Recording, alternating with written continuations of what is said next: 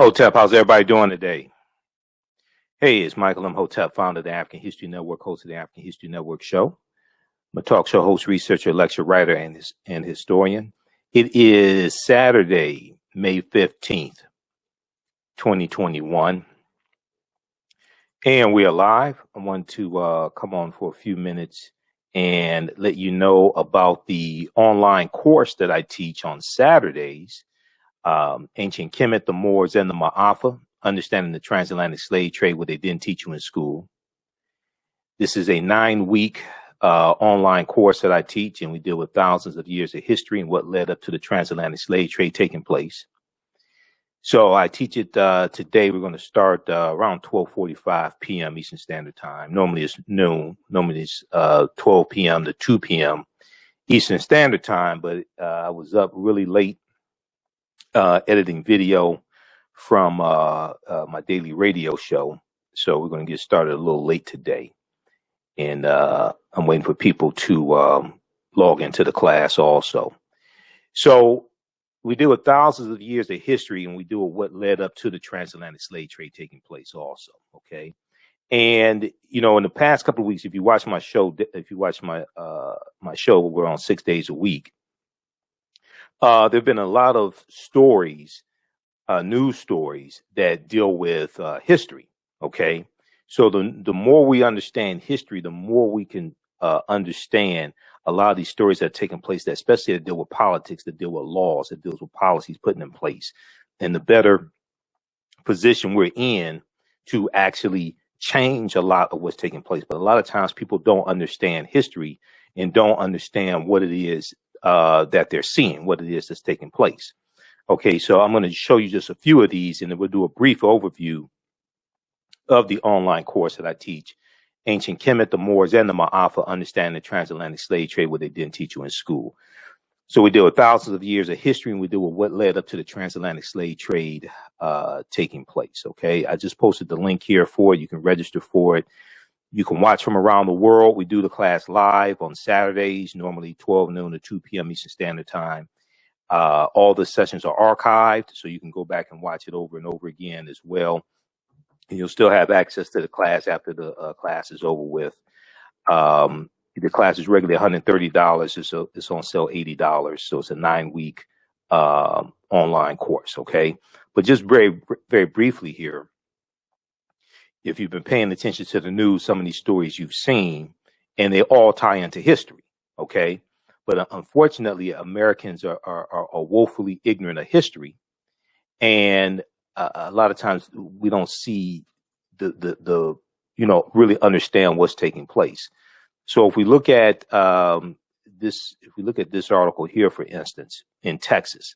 So what we're seeing is that we see 361 voter suppression bills in 47 state legislatures across the country. And this is targeting African Americans, Hispanics, Latinos. Republicans are doing this to reduce how many people are voting so they can stay in power and win more elections. We see this in Texas. A Texas bill drew ire for saying it would preserve purity of the ballot box. Purity of the ballot box. Here's the phrase's history.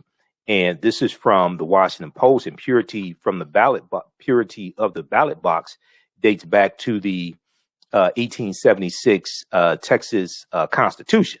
Okay, purity of the ballot box. And it was designed to lock African Americans out of voting. Okay, purity of the ballot box is more obscure. Several scholars said they were not aware of it being used for discrimination, and it was enshrined in the Texas Constitution of 1876, which did not bar Black people from voting. To others, though, it conjures century-old justifications for excluding Black voters and rules that have disproportionately kept minorities from casting ballots. Okay, and the purity of the ballot box led to all-white primaries, like in 1918, all-white primaries in the state of Texas. Okay. So if you read this article, it ties into a history of disenfranchising African Americans. And politics is the legal distribution of scarce wealth, power, and resources and the writing of laws, statutes, ordinances, amendments, and treaties, their adoption, interpretation, and enforcement. Okay, this is what politics is. Politics is the legal distribution of scarce wealth, power, and resources, and the writing of laws, statutes, ordinances, amendments, and treaties, their adoption, interpretation, and enforcement. You may have heard about critical race theory in different states, like the state of Idaho, banning critical race theory being taught in schools, Tennessee on the road to doing that as well. But there's no widespread effort to teach critical race theory in schools. It's largely taught at the college level, graduate level, law schools, things like this. This story went viral here from the Black News Channel. It was an interview that Dr. Mark Lamont Hill did with Vernon Jones. Now, Vernon Jones is a former state representative in Georgia. He's African American, but he's a Trump supporter, and he switched from the Democratic Party to the Republican Party. So Vernon Jones is running for governor of Georgia. Okay, he's not going to beat Stacey Abrams, number one, but he's running for governor of Georgia. And he said one of the things he would do if he becomes governor is sign an executive order to ban critical race theory being taught in schools. When he was asked what is critical race theory, he could not answer the question. Now, critical race theory is a legal analysis on the premise that race is a social construct. That race is a social construct that is used to oppress people of color rather than a natural biological feature. Okay, this is critical race theory. Now, if you read this article here, they go on to cite Britannica.com to further explain critical race theory. And critical race theorists hold that the law and legal institutions in the United States are inherently racist insofar as they function to create and maintain social, economic, and political inequalities between whites and non-whites, especially the African Americans. So this is understanding how laws and policies negatively impact us. Racism is a system of advantage and privilege distributed based upon race, which comes out of the ideology of European white supremacy. This is what racism is. Racism doesn't have anything to do with not liking people or calling people racial epithets or things like this. Racism is a system of advantage and privilege distributed based upon race, which comes out of the ideology of European white supremacy. So the more we understand history and history and law intersect, okay, the more we understand history and law, the better we can understand how we got to this point, and the better we can understand what needs to be put in place, policies that need to be put in place, what we need to do to get to where it is that we want to, where we want to get. Okay, people's history and culture teaches them how to deal with the problems of the past, in the present, and the future to meet the needs of the community. So this is one of the reasons why history and culture is so important. We see that there's an attack on the 1619 Project by many Republicans. Senator Mitch McConnell sent a letter to the new Secretary of Education, Miguel Cardona, demanding that the Department of Education abandon curriculum in American schools that McConnell argues tells a revisionist history of America's founding. And McConnell claims these programs, such as the New York Times 1619 Project, reorient the view of American history, quote, away from their intended purposes toward a politicized and divisive agenda. So he doesn't want, and it was about 3 dozen Republicans that signed this letter, don't want the 1619 Project, don't want schools to be able to get grant money to teach the 1619 Project in schools. Okay, this is what this is about, and they don't want. Many Republicans don't want systemic racism taught in schools.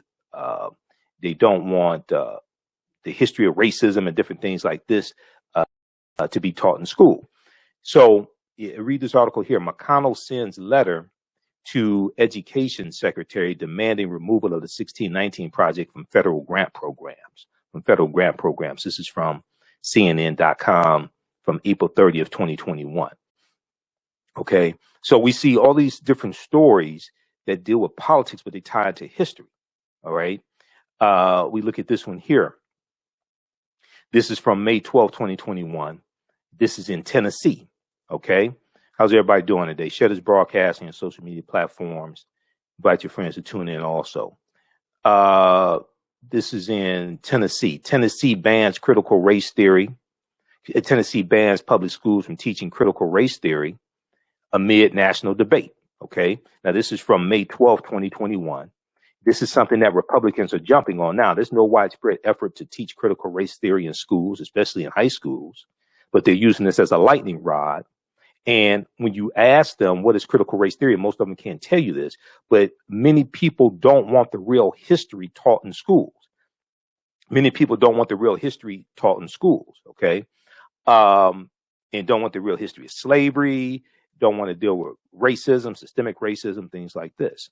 The Tennessee General Assembly has banned the teaching of critical race theory, passing a law at the very end of the legislative session to withhold funding from public schools that teach about white privilege, So you don't want people to learn about white privilege, to learn about racism, to learn about white supremacy, to learn about systemic racism, things like this, right? If you don't want it taught in schools, then how do you address it? How do you correct it? If you don't want it taught in schools, how do you address it? How do you correct it? Okay. People are now critical race theory. And when we teach this history in school, when we teach it to children, it's not designed to make white children feel guilty. This not designed to make white children feel guilty. Okay. It's designed to keep history from repeating itself. This is why this is why this history has to be taught. It's designed to keep history from repeating itself.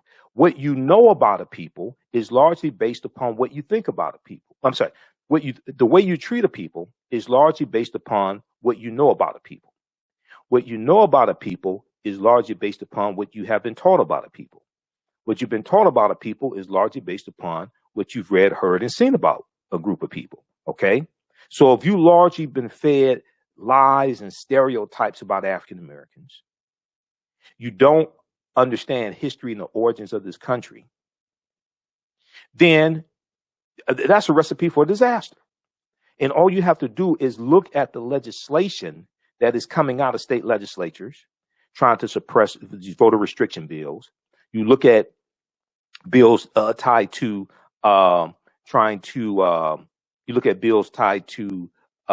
restricting what can be taught in schools, and you see that you're dealing with people who have a very poor understanding of history. Okay. And that's dangerous. That's dangerous when you have people who are ignorant of history crafting laws and policies that impact 330 million people. How's everybody doing today? Okay. Everybody share this broadcast on your social media platforms. We're just here for a few minutes. I want to give you an overview, a brief preview of the online course that I teach on Saturdays.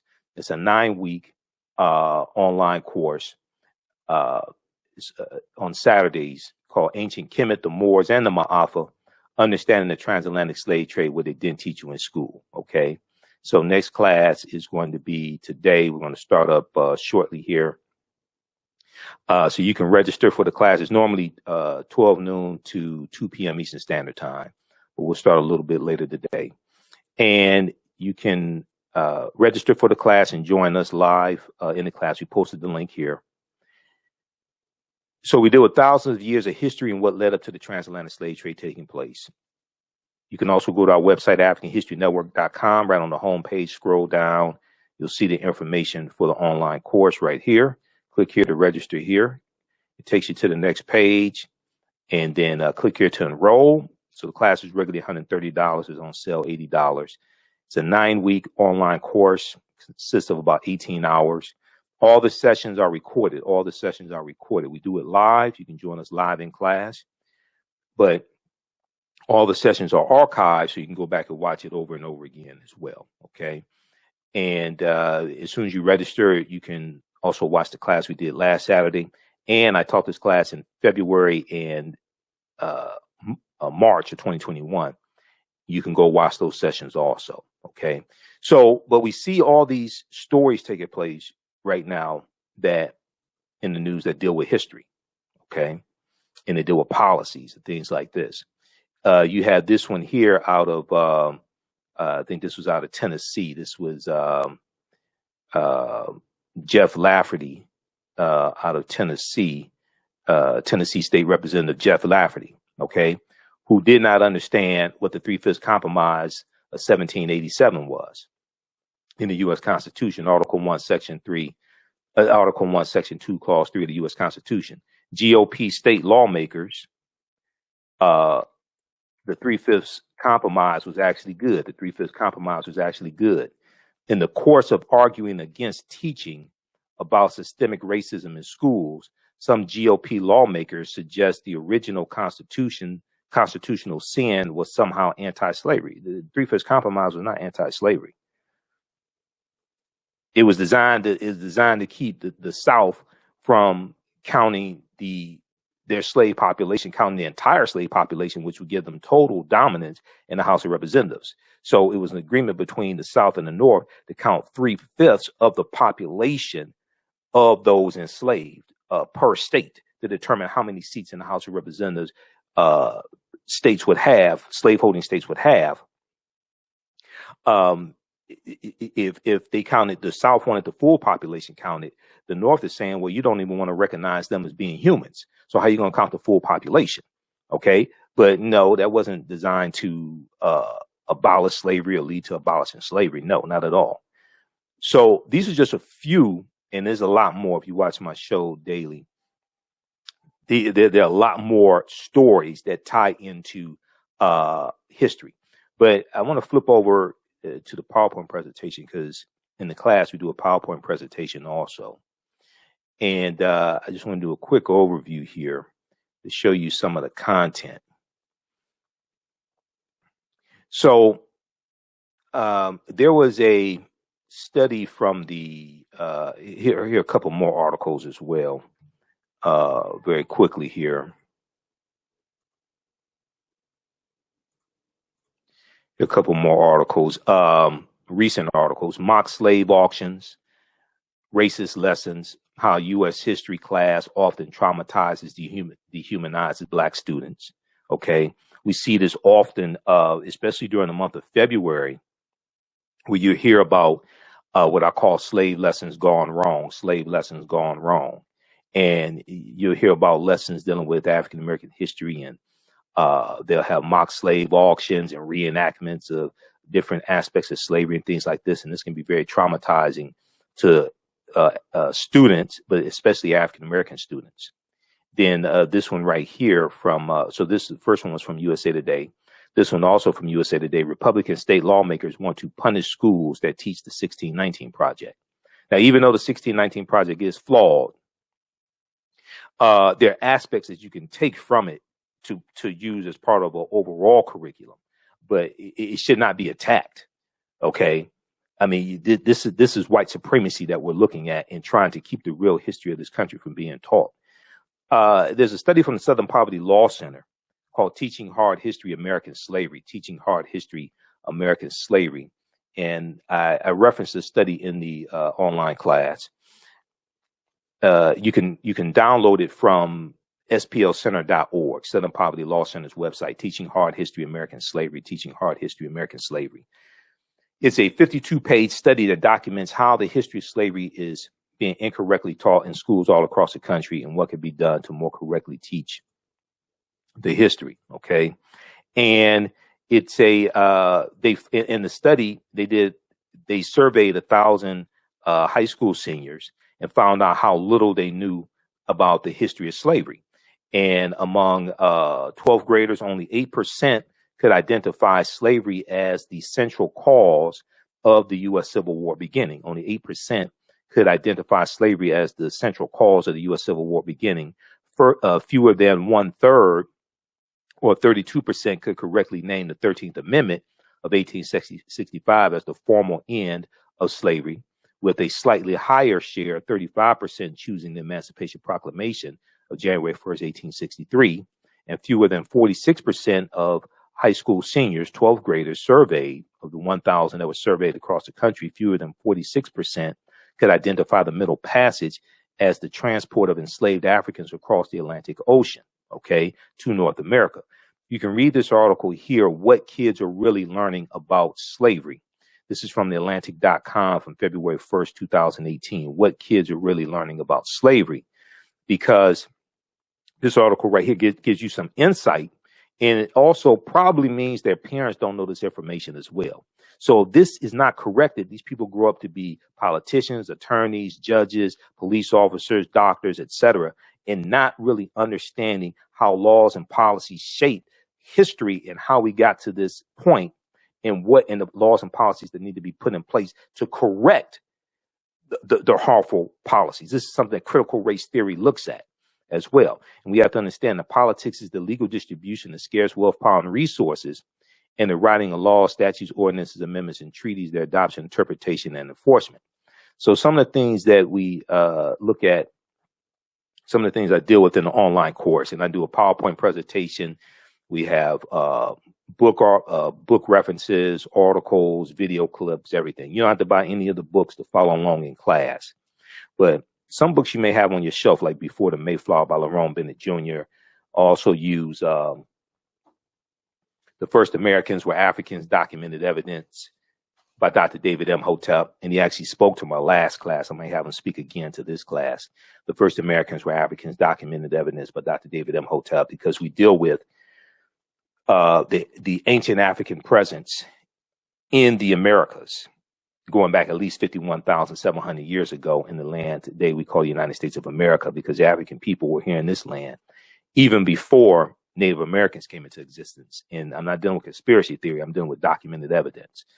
So some of the things we deal with are, what was the transatlantic slave trade? What were some of the events that led up to the transatlantic slave trade taking place, starting?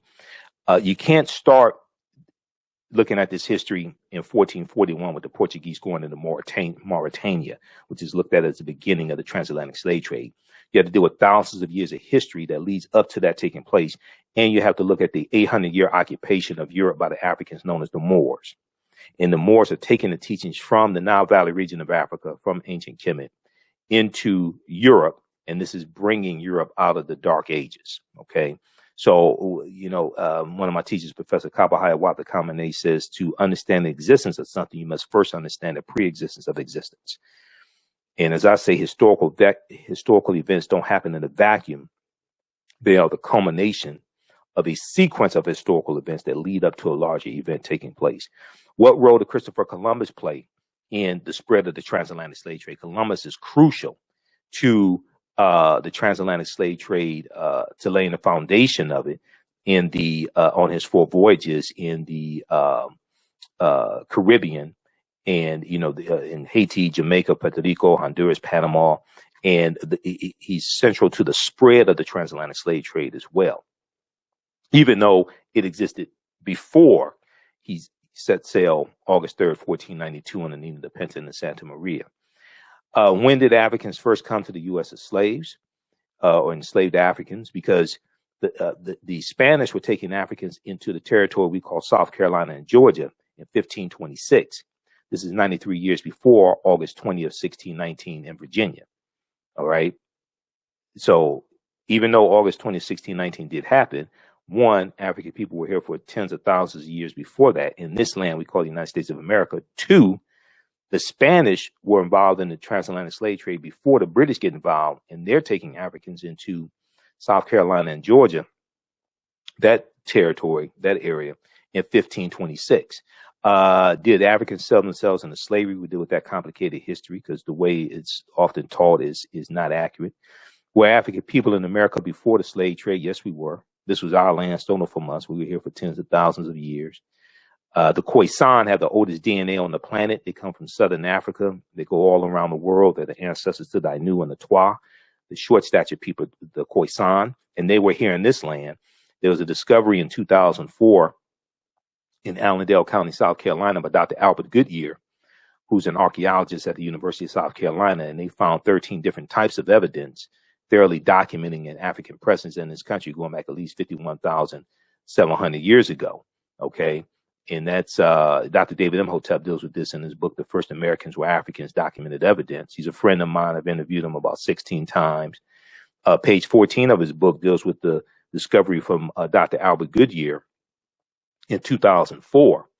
And at this campsite in Allendale County, South Carolina, they found artifacts, architecture, campsites, carvings, Egyptian writings, footprints in lava, genetic M174D haploid groups, dealing with linguistics and paintings, dealing with DNA and genetics. They found linguistics, paintings, skulls, skeletons, structures, and tools. They found 13 different types of disciplines, 13 different types of evidence documenting an African presence in this land we call the United States of America, dating back at least 51,700 years ago. This is something that he deals with in his book, The First Americans Where Africans Documented Evidence, that came out in 2011. His new book should be out any month now. I just talked to him a few weeks ago, and he's working on the footnotes for the book and the index. This is a picture of Dr. Albert Goodyear. This is an article from ScienceDaily.com, ScienceDaily.com, okay? ScienceDaily.com is a scientific website, and they have all different types of scientific discoveries there. This article is from 2004. New evidence puts man in North America 50,000 years ago, from ScienceDaily.com. This article is a synopsis. Well, this summary right here, this is a synopsis of the article and a synopsis of his discovery. Radiocarbon tests of carbonized plant remains, where artifacts were unearthed last May along the Savannah River in Allendale County by University of South Carolina archaeologist Dr. Albert Goodyear, indicate that the sediments containing these artifacts are at least 50,000 years old, meaning that humans inhabited North America long before the last ice age. So you can read this article, it's still there. You can read more about this discovery. This is tens of thousands of years before the transatlantic slave trade starts. This documents African people being in this land we call the United States of America. Okay. But when we teach this history, we want to start out history in this country in 1619. Yes, August 20th, 1619 in Virginia took place. It was Hampton, Virginia, Point Comfort in Hampton, Virginia. It wasn't Jamestown. Yes, that did happen, but we were here for tens of thousands of years before that in this land, and this was our land stolen from us. We were here even before Native Americans came into existence. So we deal with the 800-year occupation of Europe. We deal with the 800-year occupation of Europe by the Africans known as the Moors, which is a crucial period of time to understand. Shocking archaeological discoveries that are causing experts to rethink everything.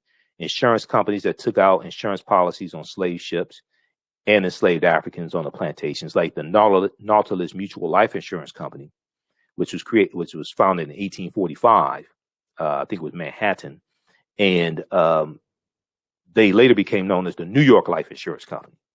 And they took out the first 3 years, something about 500 insurance policies on enslaved Africans on the plantations. Okay. Freemasonry, America and the Founding Fathers, origins of the terms America, Africa, and more. Okay. The problem with slave movies, while we're being bombarded with slave movies and slave themed TV shows, this continues. There's a new Underground Railroad type limited series, and that history needs to be taught. But there's so many other aspects of our history that we could do a limited series on. We could do a limited series on ancient Kemet. We could do a limited series on the Songhai Empire, Mali. We could do one on Mansa Musa, okay, the richest man in the history of the world, who became emperor of the Mali Empire 1312 AD. We can there's so much that we can look at, and we're locked into dealing with slavery. Okay, there's so much. I understand that there are certain aspects that need to be explored, but we need to have a balance. We don't have a balance. Okay, we don't have a balance when it comes to a lot of these historical films. And if they do something dealing with ancient Egypt, they have Europeans portraying ancient Egyptians. We do it Asar, Offset, and Heru, and the origins of the Immaculate Conception story. Okay, the Greeks called them Osiris, Isis, and Horus. And Heru, born of a virgin birth on December 25th to the Virgin Offset. Links to ancient Kemet, Egypt, and early Christianity, Freemasonry in America, and the fake Willie Lynch letter 1712. These are just a few of the things that we deal with in an online course, okay? And let me see something here. Do archaeological discoveries, Egypt of the West. Yeah, the Tekken, a symbol of resurrection coming from the story of Asar, Offset, and Heru. There are about 1,200 Tekenu all throughout ancient Kemet. And this ties into Freemasonry as well. All this history is connected, okay? How's everybody doing today? I'm doing a brief overview of the online course that I teach on Saturdays. We're about to start the class. So I have to jump off to start the class. I'm starting a little later today. Normally it's 12 noon to 2 p.m. Eastern Standard Time. I was up late editing video of my radio show, so we're starting a little later today. You can register for the online course here or at our website, AfricanHistoryNetwork.com. I just posted the link. It's a 9-week, 18-hour online course that I teach, and we deal with thousands of years of history and what led up to the transatlantic slave trade taking place. But when we look at it, once again, all the sessions are recorded. We do it live. All the sessions are recorded. So if you miss any of it, you can go back and watch it. When we look at the word Mason, the word Mason is derived from the Latin words mass and sun. Mason means child of light and expresses the desire to pursue light, which is a metaphor for the sun, which symbolizes knowledge. The term child of light or sons and daughters of light were first used to identify students who completed 42 years of study in the temples of ancient Kemet, ancient Egypt.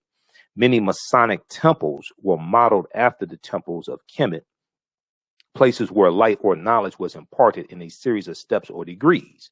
So when you go to college, liberal arts college, things like this, and you get your credentials in a series of degrees, associate's degree, bachelor's degree, master's degree, PhD. This is where this concept comes from, okay? And George G.M. James also deals with this in Stolen Legacy as well. And he deals with the several liberal arts. He deals with the trivium and the quadrivium and the arithmetic and the logic and different things like this, the rhetoric, etc. If you read Egypt on the Potomac by Tony Browder, Browder goes deeper into this. Look at pages 18 and 32. Browder's a brilliant historian. I've interviewed him a number of times.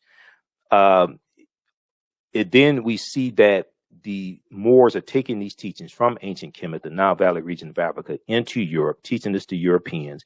We're going to see the Knights Templar formed in 1118 AD during the Second Crusade. We're going to see when the Knights Templar disbanded, those teachings go underground. They resurface as the Freemasons and the Rosicrucians and these different secret societies, etc.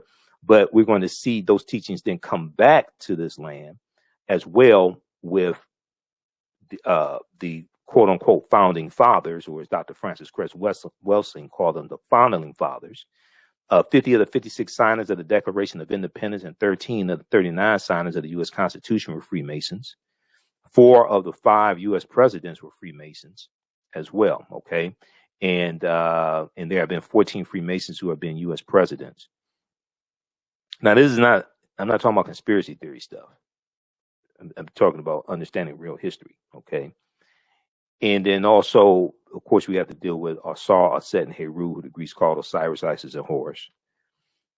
All this ties into African history and culture, mythology, etc. Okay, so these are just a few of the things that we deal with in the online course that I teach on Saturdays, Ancient Kemet, the Moors, and the Maafa, Understanding the Transatlantic Slave Trade, what they didn't teach you in school, okay? So you can join us in class. You can register we'll post a link here. And you can join us in class because I'm about to start it up. Starting a little later today. Normally it's 12 noon to 2 p.m. Eastern Standard Time. But I got to bed really late. It's about 6 in the morning when I finally got to bed. So we're starting up a little late today. And as soon as you register, you can join us in class. But also you can watch the class we did last Saturday. And you can watch when I taught the session in February and March. All that's archived. It's a 9-week online course. It's about 18 hours. And you can watch it whenever you get ready to as well.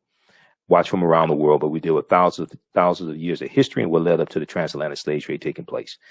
All right, look, we have to get out of here. We'll see you in class. Remember, right now is correct wrong behavior. It's not over till we win. Wakanda forever. We'll talk to you later.